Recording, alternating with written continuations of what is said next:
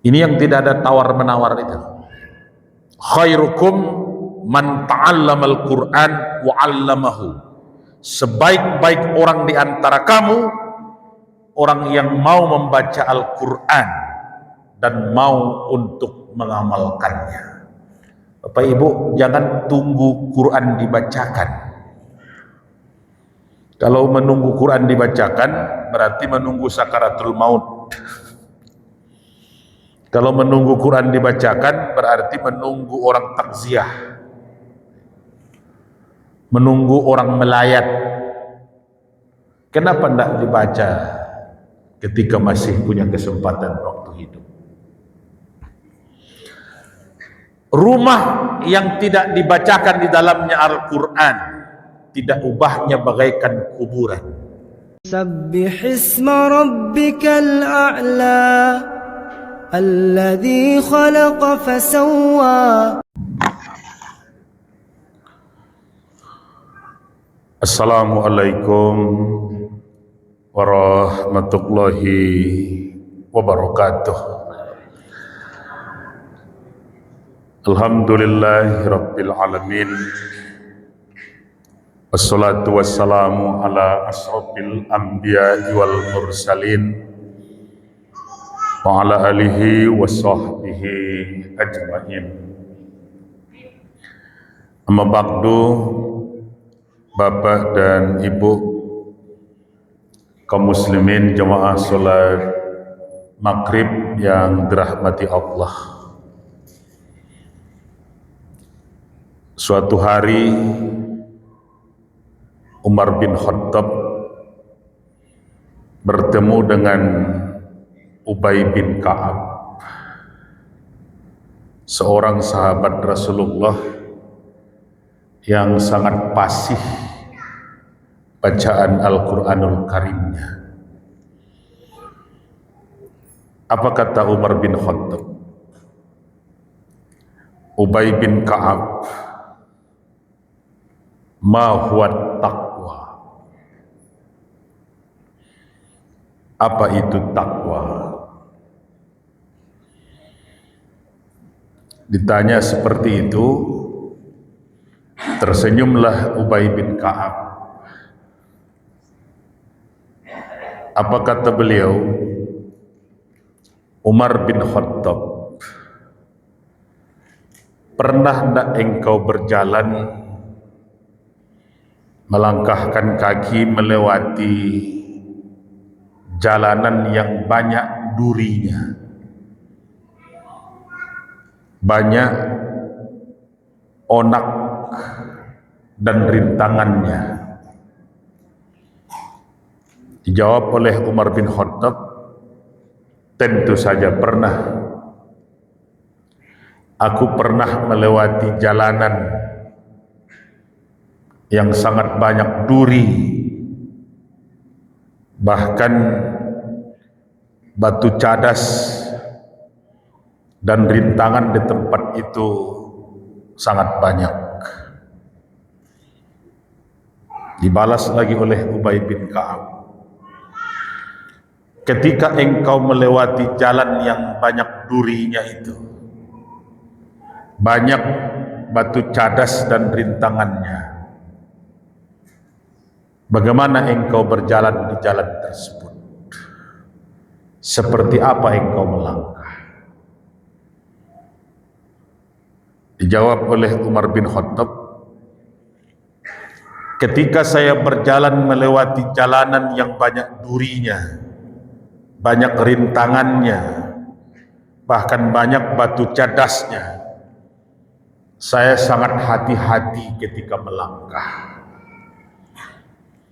Saya perhatikan jalan yang saya lalui itu dengan penuh kehati-hatian.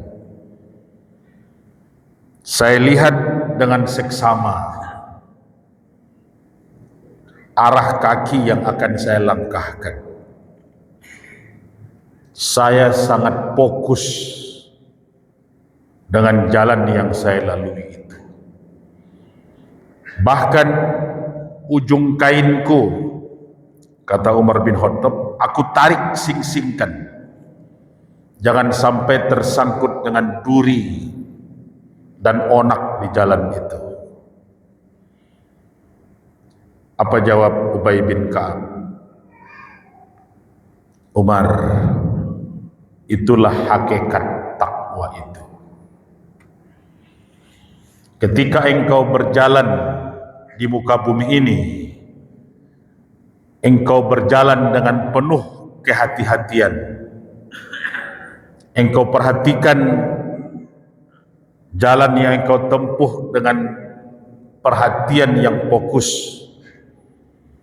Engkau sing-singkan ujung kainmu agar jangan tersangkut dengan duri dan onak. Engkau fokus dengan arah tujuan yang engkau lalui. Itulah hakikat takwa itu. Apa Ibu, dialog ini sudah ada 14 abad yang lalu,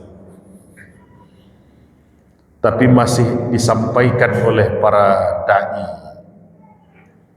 masih diuraikan oleh para mubalik, agar kita bisa mengambil hikmah dan bisa mengambil pelajaran seperti apa kalau kita ingin menjadi orang yang bertakwa yang mendapat keberkahan. Negara kita hari ini usianya sudah 80 tahun sejak proklamasi kemerdekaan. Ibarat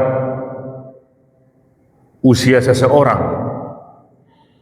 usia 80 tahun, usia yang sudah harus bijaksana, usia yang seharusnya banyak contoh teladan dan uswatun hasanah yang ditampilkan. Kalau orang berusia 80 tahun, tanggung jawabnya sudah sangat besar. Orang yang berusia 80 tahun paling tidak sudah punya anak yang sudah besar, bahkan sudah punya cucu, bahkan kemungkinan cicit pun sudah akan lahir. Berarti 3 generasi sudah akan mengambil contoh panutan. Negeri kita masih sulit mencari contoh, masih berat mendapatkan panutan. Maka kalau keberkahan banyak yang Allah cabut, keberkahan banyak yang menguap, jangan-jangan karena umur yang kita jalani tidak kita jadikan makin bijaksana, tidak membuat kita makin hati-hati. Bapak Ibu, kita lihat beberapa ayat yang berkaitan dengan keberkahan di satu daerah atau satu wilayah yang luas, di satu negeri yang Allah turunkan banyak berkah. Ada persyaratannya. Kita lihat surat Al-A'raf ayat 96. Nanti kita lihat surat-surat yang berkaitan dengan ini. A'udzubillahi minasyaitonirrajim. Bismillahirrahmanirrahim. Walau anna ahlal qura amanu wattaqau lapatahna alaihim barakatim minas sama'i wal ard. Andaikan saja penduduk di satu negeri itu mau beriman dan bertakwa, mau mereka beriman, mau mereka bertakwa, lapatahna alaihim barakatim minas sama'i wal ard, pasti akan kami bukakan pintu keberkahan kepada mereka semua yang tercurah dari langit yang menyembur dari bumi, berkah akan tercurah ke segala arah, melimpah keberkahan dari langit dan dari bumi. Ini persyaratannya amanu wattaqau. Penduduk masyarakat, orang yang berdiam di satu negeri harus mau untuk meningkatkan kualitas iman dan ketakwaan. Maka kenapa di negeri kita banyak berkah yang seolah-olah menguap? Tanahnya subur, tapi tingkat kemiskinannya terus bertambah. Hasil panennya melimpah, tapi busung laparnya tidak hilang-hilang. Hasil buah-buahannya luar biasa, tapi tingkat stuntingnya.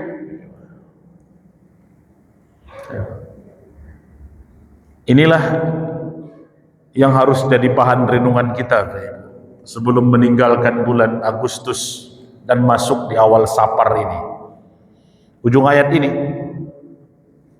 walakin kazzabu fa akhaznahum bima kanu yaksibun. Kalau kamu mendustakannya, tidak mau tahu, tidak mau peduli, kamu malah berbuat semaumu, sekehendakmu, fa akhaznahum bima kanu yaksibun, kamu akan dapat azab dari apapun saja yang kamu dustakan itu. Maka kalau yang mengurus beras menjadi mafia beras, kalau yang mengurus minyak mencampur minyak, kalau yang mengurus haji jadi mafia haji, yang mengurus tenaga kerja jadi tukang palak, tukang peras tenaga kerja, wajarkah keberkahan itu tercabut? Maka hitungannya bukan banyaknya jumlah masjid, bukan banyaknya jumlah sekolah agama, tapi ditentukan dari kualitas penduduk yang ada di tempat itu. Kalau jumlah masjid tiap tahun bertambah, jumlah jamaah kan tidak mudah menambahnya. Pilihan dalam ayat ini tidak banyak. Berkah akan tercurah, akan melimpah dari seluruh tempat kalau penduduknya beriman dan bertakwa. Tapi justru ketika banyak dusta dan kemaksiatan, azab yang akan kita peroleh dan masalah yang terus akan bertambah. Ayat ini tidak menyebut nama Indonesia, tidak menyebut nama Sumatera Barat, tidak menyebut nama Padang Pariaman. Ayat ini hanya menjelaskan andaikan penduduk di satu negeri itu amanu wattaqau. Apa ibu, kita banding ayatnya. Kita lihat surat An-Nahl 112. An-Nahl 112. Wa daraballahu masalan qaryatan kanat aminatan mutmainnah. Allah memberikan contoh tentang satu negeri yang aman dan tentram, yang damai, Ya'tiha rizquha ragadan min kulli makan. Rezekinya melimpah dari segala arah, datang dari segenap penjuru, mengalir dari segala tempat. Berkah yang sangat banyak di negeri itu. Fakafarat bi an'umillah. Tapi sayang 1000 kali sayang, malang nian, penduduknya banyak yang kupur dengan nikmat Allah. Negeri yang melimpah banyak keberkahan, yang sumber daya alam tercurah dari segala tempat, hasil panen, hasil bumi melimpah, tapi sayang bin sayang, penduduknya banyak yang kupur nikmat. Apa yang terjadi? Fakafarat bi an'umillah. Ketika penduduknya banyak yang kupur dengan nikmat Allah, fa'azzaqahallahu libasal ju'i wal khauf bima kanu yasnaun. Allah buatkan, Allah timpakan di negeri tersebut kelaparan dan ketakutan akibat ulah perbuatan mereka sendiri. Kelaparan dan ketakutan berarti hasil panennya tidak berpengaruh besar, sumber daya alamnya tidak membuat kemiskinan di negeri itu hilang, kelaparannya justru yang bertambah. Maka Bapak Ibu, kita jadikan bahan renungan, kenapa pemerintah harus turun tangan ikut campur untuk memberi makan bergizi gratis. Karena banyak yang masih kelaparan. Sekarang anaknya ditolong, ayahnya mana? Anaknya dikasih makan, ayah ibunya?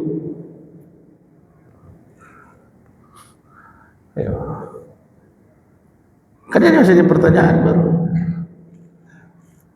Kami timpakan kepada mereka kelaparan, menguap saja keberkahan itu, ketakutan. Banyak yang wisuda, imbang tidak dengan pekerjaan.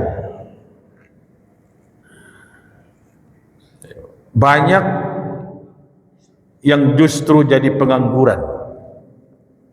Banyak bahkan yang tidak tahu apa yang harus dikerjakan. Takut kalau anaknya tidak dapat pekerjaan, takut kalau masa depannya tidak jelas. Makanya di negeri kita banyak orang tua yang terlalu ikut campur mengurus anaknya, membela anaknya, mengangkat anaknya, karena dia tahu tidak mudah mendapatkan pekerjaan. Ayahnya lah yang mencarikan pekerjaan. Menantu dicarikan pekerjaan oleh mertuanya. Ketakutan. Padahal kalau dilihat jaminan Pak Ibu dalam Al-Quran, apapun saja binatang yang melata di muka bumi, yang melata saja, Allah masih jaminkan rezekinya. Kenapa yang dua ini dapat? Kelaparan dan ketakutan. Fakafarat bi an'umillah. Penduduknya banyak yang kupur dengan nikmat Allah. Apakah di negeri kita banyak kekufuran itu? Bapak Ibu, kupur nikmat berbeda dengan kupur iman. Kalau kupur iman, orangnya musyrik, orangnya murtad, itu kupur iman itu. Orangnya komunis, itu kupur iman itu. Kalau kupur nikmat, orangnya orang Islam, tapi sewenang-wenang, Orangnya orang Islam, ketika olahraga sanggup berlari 5 sampai 10 kilo. Tapi ketika azan berkumandang, tidak sanggup singgah ke masjid. Itu yang kufur nikmat itu. Diberikan kesehatan, tapi tidak sampai ke tempat ibadah. Itu yang kufur nikmat. Diberikan ilmu dan pengetahuan, tapi digunakan untuk menipu dan mengecoh orang. Allah berikan banyak nikmat, tapi yang justru muncul sifat kufurnya, sifat engkarnya.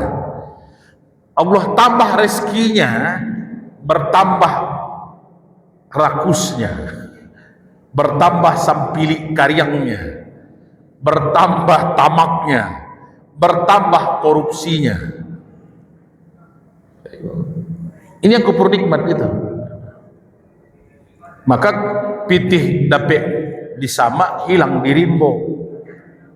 Pitih dapet banyak, dak tantu kama painyo.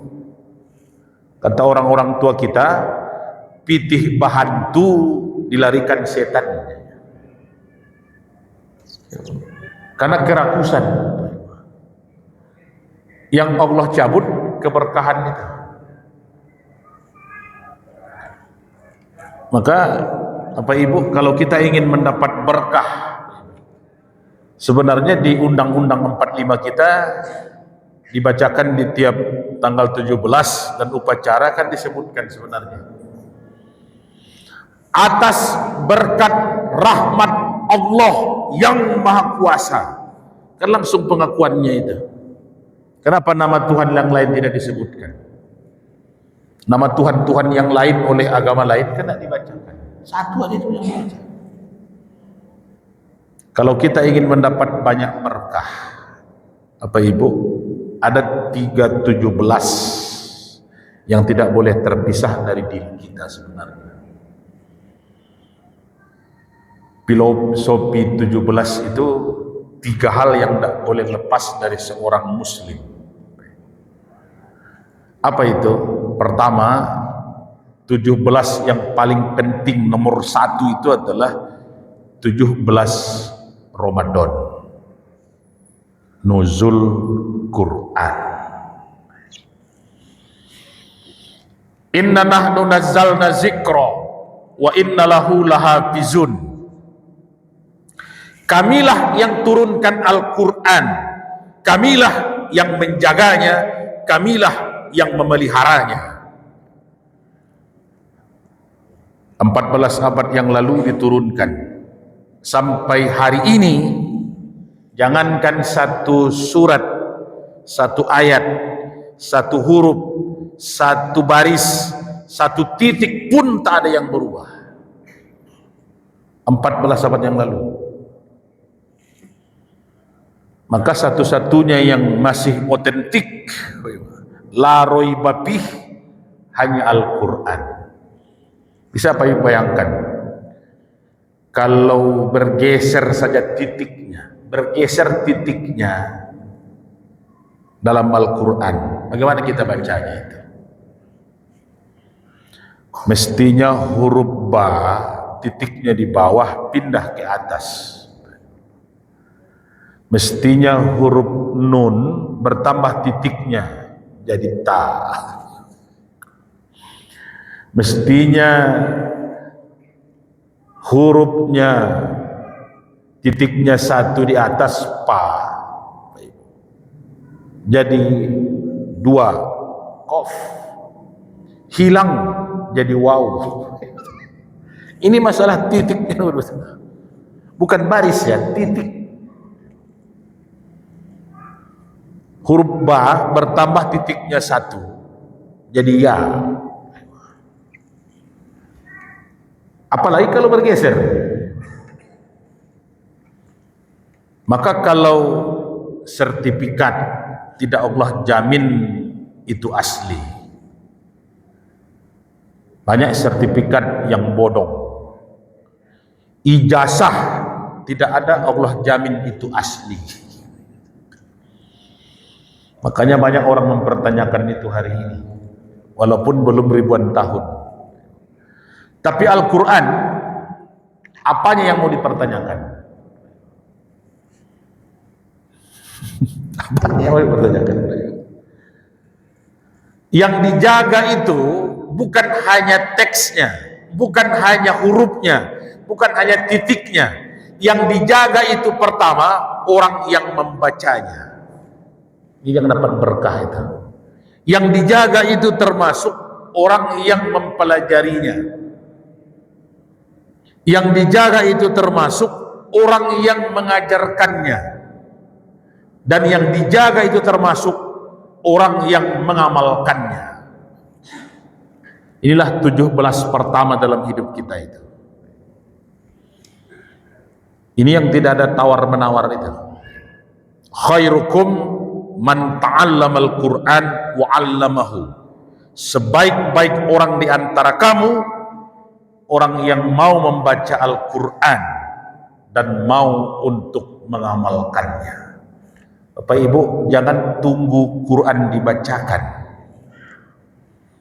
Kalau menunggu Quran dibacakan berarti menunggu sakaratul maut. Kalau menunggu Quran dibacakan berarti menunggu orang takziah, menunggu orang melayat. Kenapa tidak dibaca ketika masih punya kesempatan waktu hidup? Rumah yang tidak dibacakan di dalamnya Al-Quran tidak ubahnya bagaikan kuburan.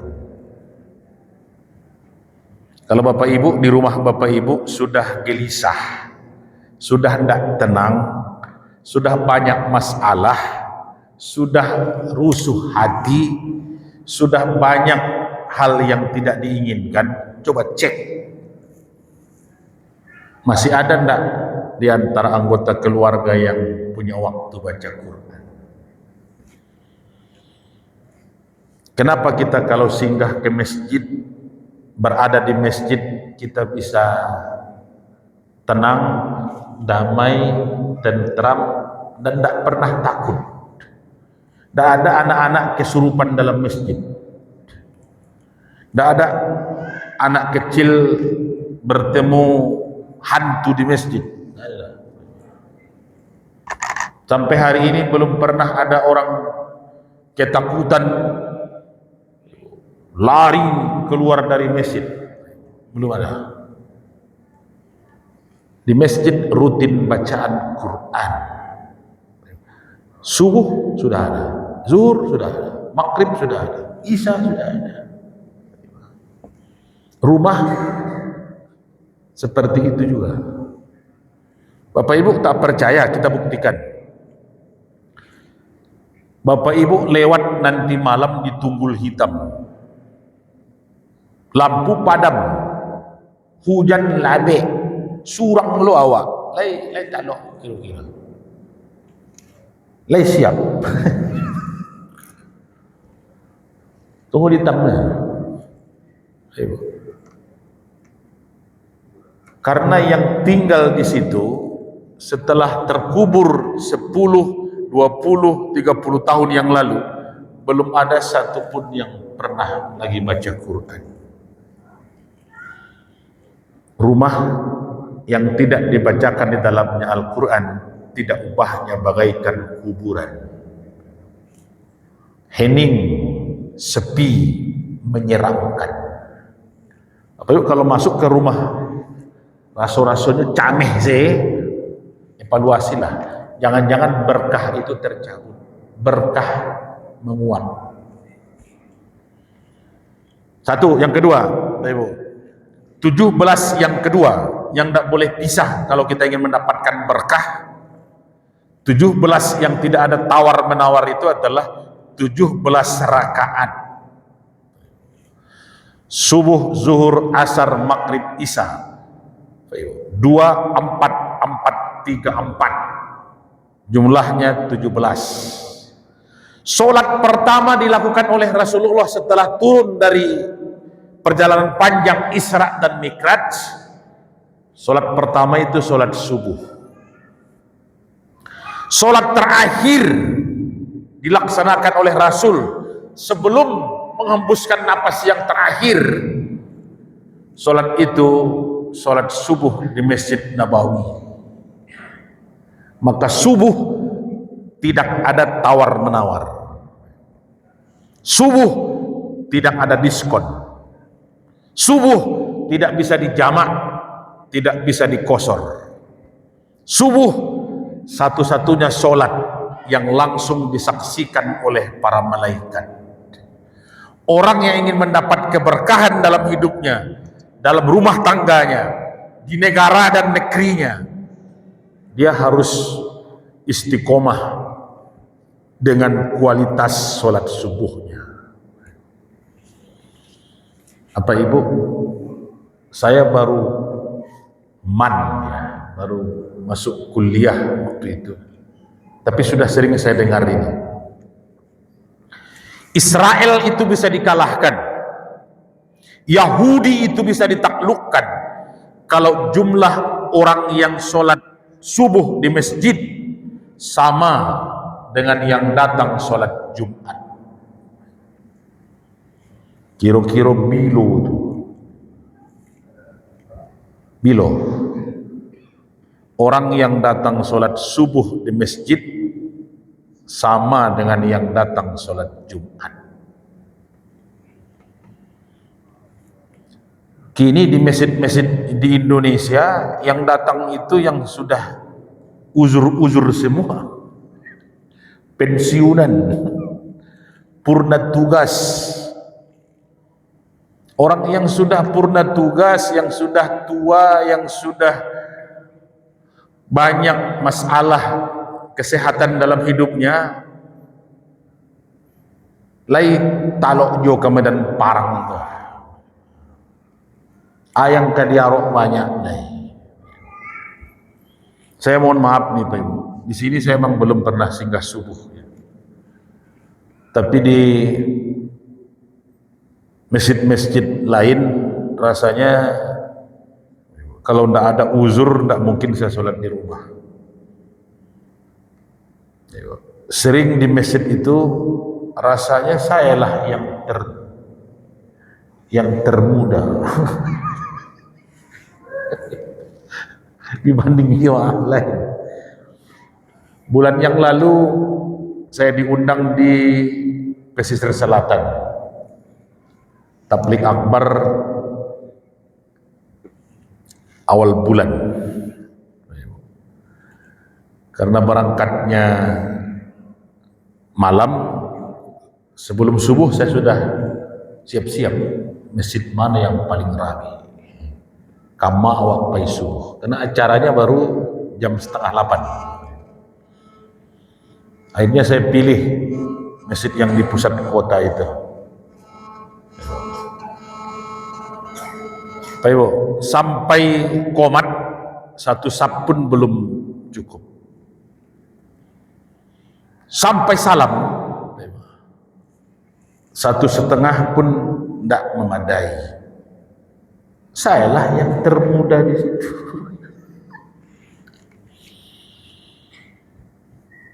Yang sudah di kursi tempat duduk sekian orang. Ayang kadiaro. Saya beberapa kali sholat di Padang Panjang. Apa yuk tes lah. Siram di Mekah itu. Lai rasu-rasu di Makkah. Islamic Center itu. Berapa kali saya dari sini langsung subuh ke situ. Atau saya nginap langsung di situ. Rasanya yang di belakang imam itu aja kan. Dan tertutup kan. Apa kata Pak imamnya? Lah tibolo Pak Zulkamari aja. Pak Ibu. Sakadang gue juga sajinya lebih apa? Islamic Center itu. Sehingga apa Ibu subuh? Buktikan. Bara. Ayang hilang. Maka kalau kualitas Bapak Ibu subuhnya tidak istiqomah, jangan berharap terlalu banyak. Bedakan dirimu dari munafik. Jaga 2 solat fardu di antara yang 5. Munafik tidak akan sanggup, tidak akan bisa, tidak akan kuat untuk solat 2 waktu di antara yang 5. Munafik tidak akan sanggup, kata Rasul, 2 waktu, Isya dan subuh. Kenapa banyak dusta di negeri kita? Masjidnya yang banyak, kan pendusta yang muncul ke permukaan hari ini. Padahal untuk satu dusta dibutuhkan dusta yang baru. Untuk satu bohong dibutuhkan bohong berikutnya. Rasul ketika memulai peradaban, memulai dari orang jujur dan bisa dipercaya. Di negeri kita, Bapak Ibu, 80 tahun kita merdeka. Merdeka enggak kita sekarang dari kebohongan, dari kepalsuan, dari kemunafikan. Bulan yang lalu teriak hukum mati koruptor. Kemarin minta apa? Padahal bulan yang lalu teriak dihukum mati. Kinyo kiro leo biangnya. Kan lain yang disebut, lain yang dibuat. Apa itu? Mental-mental munafik yang muncul. Maka ada orang menyebut, kalau ada dia teriak demi bangsaku, jangan-jangan Bapak Ibu salah dengar. Yang disebut demi uang saku. Kan tipis saja bedanya itu.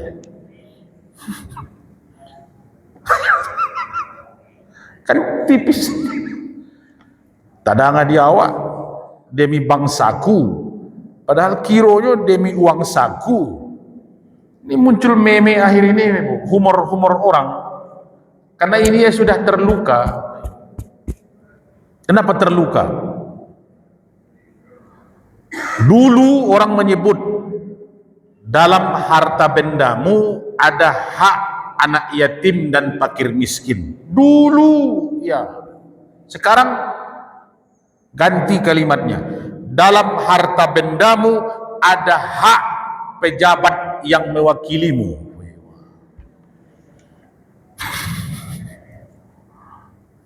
Karena rakyat yang harus bayar semua. Dalam harta bendamu ada hak anak yatim dan fakir miskin. Dulu sudah ada itu. Sekarang yang baru,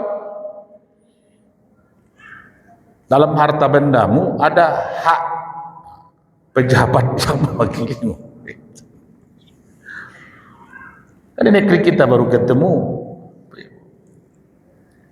Akhirnya buncah hari ini. Kan tidak perlu saya sebutkan daerah-daerahnya. Ibu kan buka handphone, tidak perlu lihat TV malah.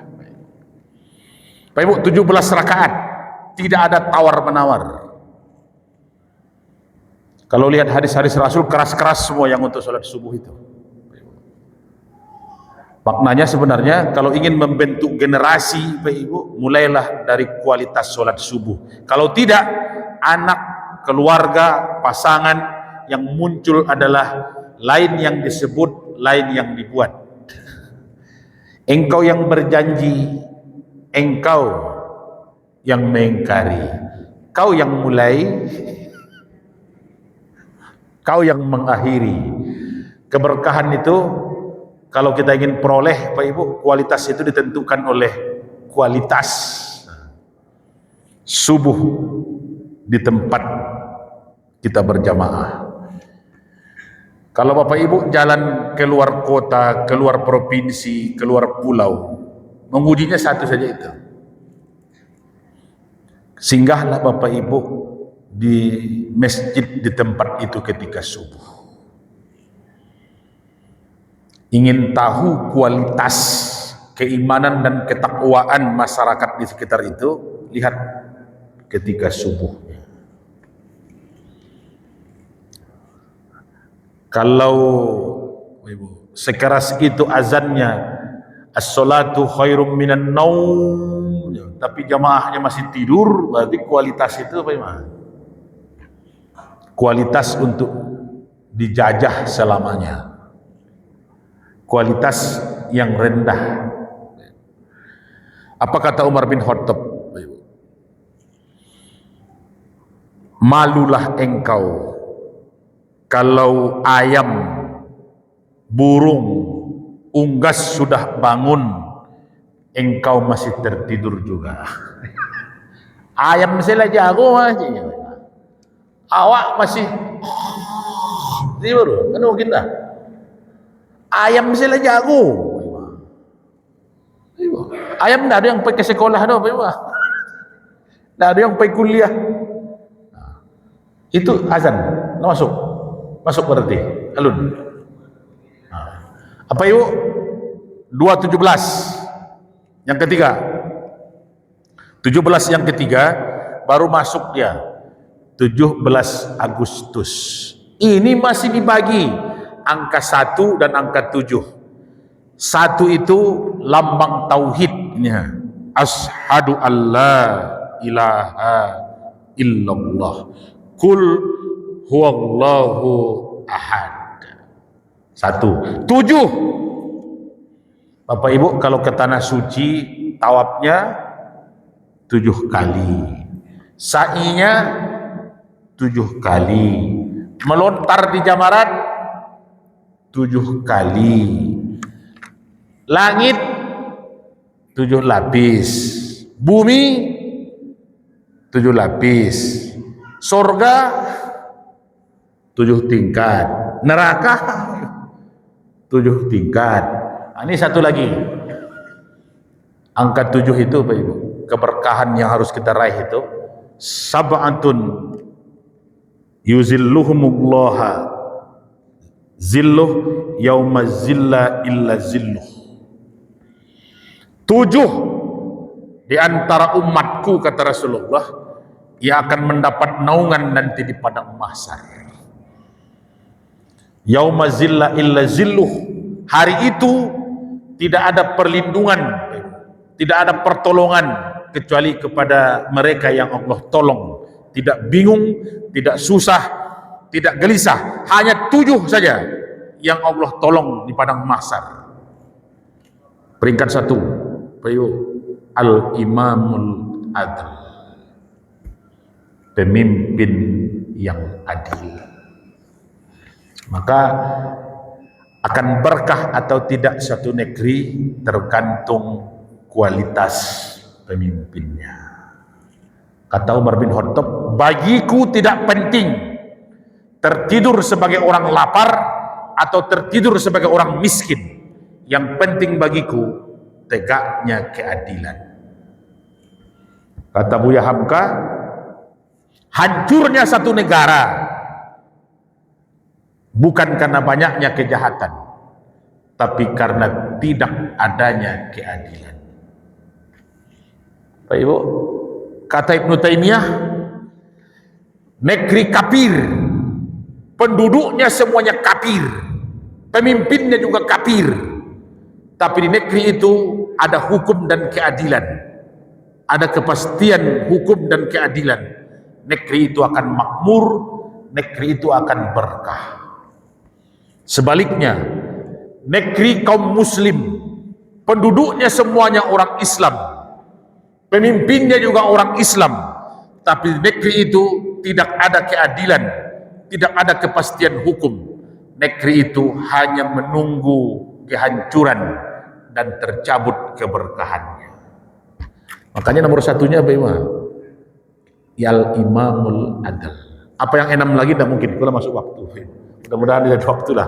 Banyak maaf. Assalamualaikum warahmatullahi wabarakatuh.